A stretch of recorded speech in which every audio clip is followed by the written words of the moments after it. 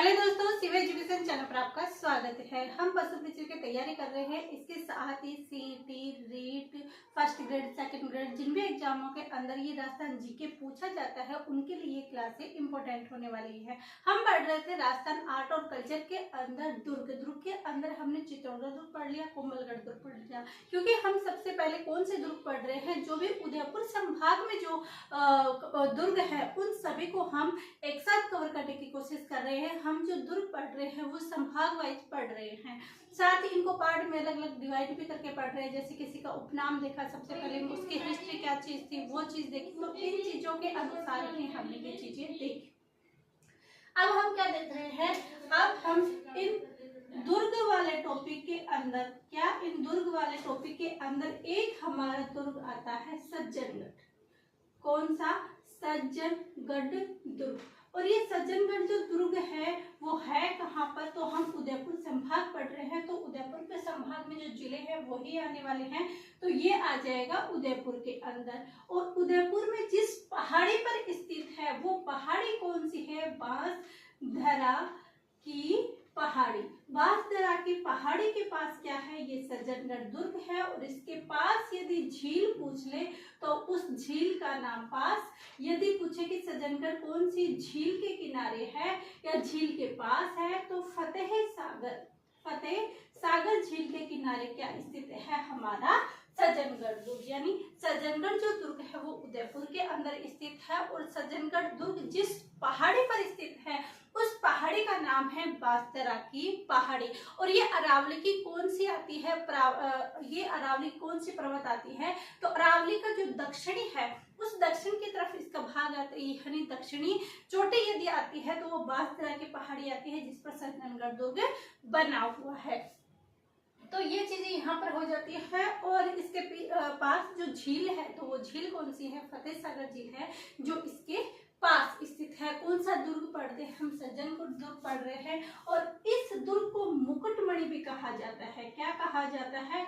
मुकुटमणि कहा जाता है, क्योंकि ये ऊंचे दुर्ग पर स्थित, ऊंची पहाड़ी पर दुर्ग स्थित है। और ये ऐसा दूर से देखने पर ऐसा लगता है जानो कि कैसा हो, मुकुट के समान हो। किस तरह दिखता है? ये मुकुट के समान बहुत ही आकर्षक। और झीलों के ऐसे ऊपर से देखता हूँ नीचे झीलें दिखाई देते, इतना सुंदर आकर्षक यहाँ से दिखाई देता है। वो कौन सा दुर्ग है? हमारा मुकुटमणि दुर्ग है।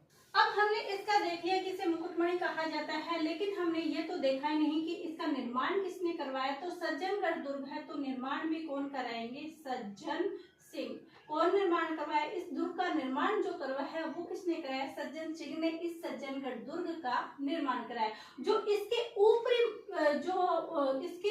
पहाड़ी के अंदर जो दुर्ग है उसके ऊपरी भाग पर क्या है? पुलिस वायरलेस केंद्र। क्या है? पुलिस वायरलेस केंद्र स्थित है। वो कहाँ पर है? वो आ जाएगा हमारा सज्जनगढ़ दुर्ग के अंदर। तो ये बात आप ध्यान रखें। और इसे मानसून पैलेस भी कहा जाता है, मुकुटमणि कहा जाता है। और क्या कहा जाता है? मानसून पैलेस कहा जाता है। क्या कहा जाता है? Monsoon palace. तो सज्जनगढ़ दुर्ग है कहाँ? उदयपुर में है। कहाँ? उदयपुर संभाग के अंदर स्थित है, बांसधरा पहाड़ियों के ऊपर स्थित है। सबसे ऊपर जो मंजिल है वहां पर जो पुलिस का वायरलेस केंद्र लगा हुआ है, ये ऊंची पहाड़ी पर स्थित हवा महल की तरह है। इसमें अच्छी हवा आती है तो इसे मानसून का पैलेस कहा जाता है। दूर से देखने पर ये मुकुट के समान दिखता है, इसलिए इसे मुकुटमणि, मेवाड़ का मुकुटमणि कहा जाता है, या मुकुटमणि या फिर मेवाड़ का मुकुटमणि भी कहा जाता है। और बांसधरा की पहाड़ी और पास में जो झील है वो कौन सी झील है? फतेह सागर झील है। ये है हमारे सज्जनगढ़ दुर्ग के बारे में। बस इतनी सी बातें हमें याद रखनी है। और यदि ये बातें ही एग्जाम में क्वेश्चन में यहाँ से आता है तो इन्हीं में से आएगा, इससे बाहर क्वेश्चन नहीं जाने वाला। फिर हम देखते हैं सज्जनगढ़ दुर्ग हमने देख लिया। उसके बाद जो दुर्ग देखते हैं वो देखते हैं भैंसोरगढ़ दुर्ग। भैंसोरगढ़ दुर्ग। और ये जो दुर्ग है, कौन सा दुर्ग? भैंसोरगढ़ दुर्ग। और ये भी किस संभाग के अंदर आएगा? ये भी हमने देखा कि हम तो उदयपुर संभाग वाले पढ़ रहे हैं, तो ये तो इसके अंदर उदयपुर संभाग में आएगा। लेकिन उदयपुर संभाग में भी कौन से जिले में आता है? तो भैंसोरगढ़।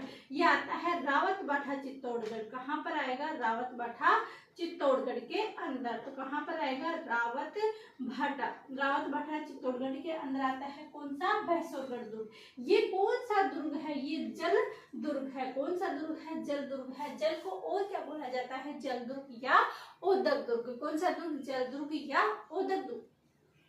तो ये भैंसोरगढ़ दुर्ग का निर्माण किसने करवाया था? तो इसका निर्माण व्यापारियों ने करवाया था, क्योंकि वहां पर पर्वतीय क्षेत्र के अंदर जो बंजारे होते थे वो लूटपाट करते थे। उस लूटपाट से बचने के लिए इन्होंने क्या किया? इस दुर्ग का निर्माण किया। अब ये दुर्ग क्या है? नदियों के समूह पर स्थित है। तो कौन सी जो नदियां हैं उन नदियों के संगम पर है। ये नदियां भी हमारे इम्पोर्टेंट है। इसका पहले तो हम निर्माण किसने करवाया और ये नदियां हैं, जो ये नदियां कौन सी हैं, इन नदियों के बारे में देखना जरूरी है। तो इसका जो निर्माण करवाया था वो 2 व्यापारियों ने करवाया। तो क्या दुर्ग है हमारा? हमारा दुर्ग है भैंसोरगढ़, जो कि चित्तौड़गढ़ में दुर्ग है। इसका निर्माण किसने किया था? तो देखिए ये है हमारा भैंसोरगढ़, इसका नाम पड़ा है। तो इसका 2 व्यापारियों ने करवाया था। तो इसका नाम आ जाएगा भैंसा।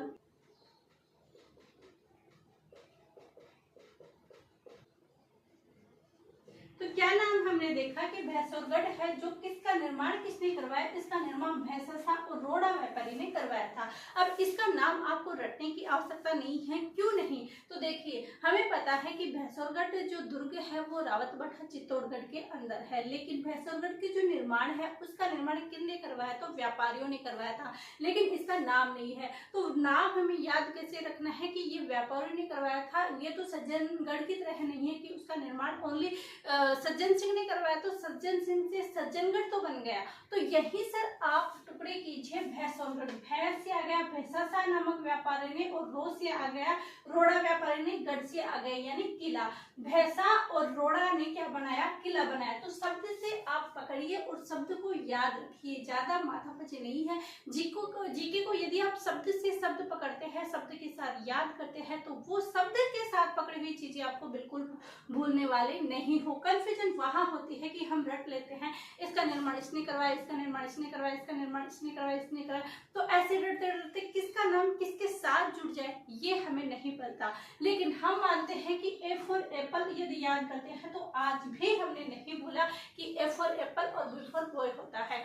इसी तरह हमें इस राजस्थान जीके को तैयार करना है कि राजस्थान जीके के अंदर यदि हम पढ़ रहे तो इनके शब्द वाइज इनको पकड़े। तो इस शब्द का क्या अर्थ है? भैंसोरगढ़ तो हमें पता है, लेकिन इस शब्द का क्या निर्माण, इस शब्द का क्या अर्थ है? तो इस शब्द को पकड़ के हमने कहा कि ये है कि भैंसोरगढ़। ये भैंसोरगढ़ यानी 3 शब्द इसके अंदर जुड़ा हुआ है। पहला है भैंस रो गढ़।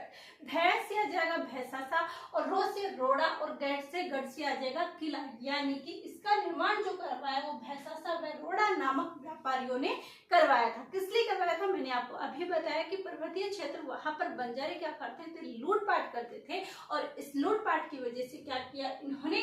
इस दुर्ग का निर्माण किया ताकि अच्छे से वो क्या कर सके? व्यापार कर सके। इसके बाद देखते हैं कि इसकी नदियां कौन कौन सी है। तो आप नदियां रटने की बजाय ये देखिए कि चित्तौड़गढ़ है, वहां पर कौन कौन सी नदियां बहती है, क्योंकि नदियों के अंदर ये जरूरी नहीं है भैंसोरगढ़ जल दुर्ग है, गागरोन भी हमारा जल दुर्ग है, लेकिन वो काली सिंध और आहू नदियों के संगम पर स्थित है। वहां पर वो नदियां बहती है। हमारी ज्योग्राफी हमें आती है, क्योंकि हमने ज्योग्राफी की कंप्लीट क्लासेस देख ली है। सभी क्लासेस आप यूट्यूब पे देख सकते हो, प्लेलिस्ट में जाके सारी क्लासेस दी हुई है। लेकिन यहाँ पर जो भैंसोरगढ़ का दुर्ग आता है, तो इस जो भैंसोरगढ़ दुर्ग है ये कौन सी नदियों के संगम पर बना हुआ है? कौन सी नदियों के? तो आपको पता है कि ये जो चित्तौड़गढ़ है इसके साइड में कौन सी नदियां बहती है? तो चंबल और बामेनी नदी। कौन सी नदियां? तो ये किस नदियों के संगम पर स्थित है? तो ये नदियां आ जाएगी चंबल व बामिनी नदियों के संगम पर स्थित है। और ये अभी तक भैंसोरगढ़ जैसे बनाया गया था, अभी तक वहां पर वैसी की वैसी उनकी हालत है, वहां पर ज्यादा टूटफट नहीं हुई। लेकिन भैंसोरगढ़ के अंदर जो भी देव मंदिर थे वो हटा हटा दिए गए थे, उनको तो क्या किया, जो देव स्थान थे उन देव स्थानों को हटा दिया गया, वहां पर देव स्थान नहीं बनाए गए। ये हमारा हो गया भैंसुरगढ़। अब आता है कि जो भैंसुरगढ़ दुर्ग है, जब उन्होंने अबुल फजल ने कहा कि ये दुर्ग इतनी ऊंचाई पर है कि नीचे से देखने पर सर की पगड़ी गिरती है, कुंभलगढ़ के बारे में कहा है। कर्नल जेम्स टोड जी थे, उन्होंने उस कुंभलगढ़ दुर्ग को अट्रैक्शन की संज्ञा दी है। तो क्यों ना कर्नल जेम्स टोड जी यहाँ पर भी कुछ ना कुछ बोलेंगे। Colonel James Tod, Colonel James Tod, Colonel James Tod यहाँ पर भी तो कुछ बोलने वाले हैं, यहाँ पर चुप थोड़े ना बैठने वाले हैं। वो तो उन्होंने पूरे राजस्थान की क्या की थी, पूरे राजस्थान का भ्रमण किया था, पूरे राजस्थान पर उन्होंने घूमा था। तो सभी दुर्गों को, सभी राजाओं को, सभी मतलब क्षेत्र को कुछ ना कुछ उन्होंने नाम दिया था, कुछ ना कुछ उनकी संज्ञा दी थी। तो उस संज्ञा के आधार पर हम देखें कि भैंसुरगढ़ का उन्होंने क्या कहा। उन्होंने कहा कि यदि मेरे को कोई ये कहे कि आपको कौन सी जागीर पेश की जाए, यानी आपको कौन सी संपत्ति दी जाए राजस्थान के अंदर, तो मैं जो दुर्ग मांगू वो तो हमारा भैंसुरगढ़ दुर्ग होगा, क्योंकि भैंसुरगढ़ नदियों के संगम पर स्थित है, अच्छी हवा, अच्छा पानी, यहाँ पर अच्छा एनवायरमेंट रहता है। तो मेरे को तो कौन सी जागीर अच्छी लगती है, मेरे को तो भैंसुरगढ़ वाली अच्छी लगती है। अब इन्होंने कहा कि गागरून का दुर्ग भी तो वहां पर ही स्थित है, पानी के पास स्थित है, अच्छी हवा, अच्छा पानी, अच्छा एनवायरमेंट वहां पर है, आपने वो क्यों नहीं चुना, क्योंकि वो एक पहाड़ी चट्टान पर स्थित है, बिना नींव का वो है दुर्ग है, पता नहीं कब गिर जाए, तो इसलिए इन्होंने वहां से मना कर दिया। ये सब आपको सिर्फ याद करने के लिए थे, क्योंकि जल दुर्ग है, इनका एलिमेंट से संबंध जोड़कर हमने जागीर पेश की जाए। ये किसने कहा, कर्नल जेम्स टोड ने किस दुर्ग के बारे में कहा, भैंसुरगढ़ दुर्ग के बारे में। लेकिन जल दुर्ग को देखकर हम गागरून दुर्ग की तरफ भी जा सकते हैं, लेकिन गागरून दुर्ग को याद करने के लिए ध्यान रखना कि गागरून दुर्ग एक चट्टान पर बना हुआ है, बिना नींव का है, जल दुर्ग है और उदक दुर्ग है वो भी है, लेकिन यहाँ पर ये वो दुर्ग नहीं है, बिना नींव का दुर्ग नहीं है, इसकी नींव है। इसलिए कर्नल जेम्स टोड ने कहा कि यदि मेरे को कोई जागीर यानी संपत्ति पेश की जाए तो मैं जो मांगूंगा, मैं जो लूंगा वो यही भैंसुरगढ़ दुर्ग लूंगा। तो ये कथन किसका है, कर्नल जेम्स टोड का है। एग्जाम का कंपटीशन लेवल बहुत हार्ड होता जा रहा है, क्वेश्चन हार्डली अंदर से आने लग गए हैं, और ये नॉर्मली क्वेश्चन पूछे जाते हैं कि किसने किस क्या कहा। तो हमने हमारे राजस्थान के दुर्गों में अबुल फजल और ये कर्नल जेम्स टोड, ये ही दो व्यक्ति हैं जिन्होंने सबसे ज्यादा संज्ञा दी है। इसके अतिरिक्त जेम्स टोड ने सबसे ज्यादा संज्ञा दी है। तो जहां पर भी आपको यदि कंफ्यूजन हो और आपको ऐसे लगे कि मेरे को सिर्फ तुक्का मारना है, तो अधिकतर दुर्गों की संज्ञा कर्नल जेम्स टोड देता है। तो यदि आप ये फाइनल कर लियो, बल्कि माइनस मार्किंग रहती है, ऐसा कदम हमें नहीं उठाना चाहिए। लेकिन आपको दोनों में जब कंफ्यूजन हो तो फिर जेम्स टोड ही करना है, क्योंकि अधिकतर जो संज्ञा देते हैं वो कर्नल जेम्स टोड देते हैं, वो बिना कहे नहीं रुकने वाले। तो ये चीजें हम करते हैं यहाँ पर नोट डाउन। जेम्स टोड ने कहा कि यदि उन्हें राजपुताना, क्योंकि उस समय राजस्थान थोड़े नाम था, उस समय था राजपुताना, यदि उन्हें राजपुताना की जागीर यानी संपत्ति, जागीर यानी संपत्ति, राजपुताना की जागीर पेशकश की जाए तो वह भैंसुरगढ़ ही चुनेंगे। तो ये किसने कहा था भाई, ये भैंसुरगढ़ ही चुनेंगे, ये ही कहा था हमारे कर्नल जेम्स टोड ने। क्या कहा था कि यदि उन्हें राजपुताना की जागीर पेश की जाए तो वो भैंसुरगढ़ ही चुनेंगे। ये कथन किसका है, ये कथन हमारे कर्नल जेम्स टोड का है, और किसके बारे में है, भैंसुरगढ़ दुर्ग के बारे में है। तो आज हमने उदयपुर संभाग के 2 दुर्ग पढ़े, इसके साथ ही उदयपुर संभाग के कंप्लीट हो चुके हैं। कल आप न्यू संभाग स्टार्ट करेंगे। तो सज्जनगढ़ दुर्ग पर रहा, जिसे जो बांसदरा के पहाड़ी उदयपुर में फतेहसागर झील के किनारे स्थित है। साथ ही ये इसे मुकुटमणि और मेवाड़ का मुकुटमणि और इसका मानसून का पैलेस कहा जाता है। इसका निर्माण सज्जन सिंह ने करवाया है, नाम याद रख सकते हैं, सज्जनगढ़ सज्जन सिंह। और इसकी ऊपरी मंजिल है, वहां पर पुलिस का वायरलेस केंद्र बना हुआ है। यही 4 चीजें हमें सज्जनगढ़ दुर्ग के बारे में और 4 चीजें भैंसुरगढ़ दुर्ग के बारे में याद रखनी है। एक भी क्वेश्चन इसके अंदर एग्जाम में बाहर नहीं जाने वाला। उसके बाद है भैंसुरगढ़। क्या है भैंसुरगढ़, तो भैंसुरगढ़ में हमने बिल्कुल अच्छी तरीके से, आपको अभी याद हो गया होगा कि भैंसुरगढ़ चित्तौड़गढ़ रावतभाटा के अंदर स्थित है, जल दुर्ग है, निर्माण निर्माण भैंसा साहा और किसने कराया था? रोड़ा नामक व्यापारी ने करवाया था। नदियों का संगम कौन सा है? चंबल और बामिनी नदियों का संगम है। और करमजेश को तो यही दुर्ग अच्छा लगा था और इसी दुर्ग को उन्होंने जागीर के रूप में चुनी थी। तो ये चीजें होती है यहाँ पर कंप्लीट। मिलते हैं कल नए संभाग और नए दुर्ग के साथ में। ये क्लासें आप सभी देख सकते हो जो अभी बीएसटीसी रीट की तैयारी कर रहे हैं, पीटीटी की तैयारी कर रहे हैं, इनका पेपर अभी होने वाला है, तो वो भी इन चीजों को देख सकते हैं। ये चीजें होती है यहीं पर कंप्लीट। मिलते हैं कल की क्लास में। यदि आपको वीडियो पसंद आता है तो लाइक जरूर कीजिए, अधिक से अधिक शेयर कीजिए। अभी तक आपने सब्सक्राइब नहीं किया तो सब्सक्राइब में कंजूसी मत कीजिए, आप सब्सक्राइब कर दीजिएगा। आप सभी का धन्यवाद। Thank you.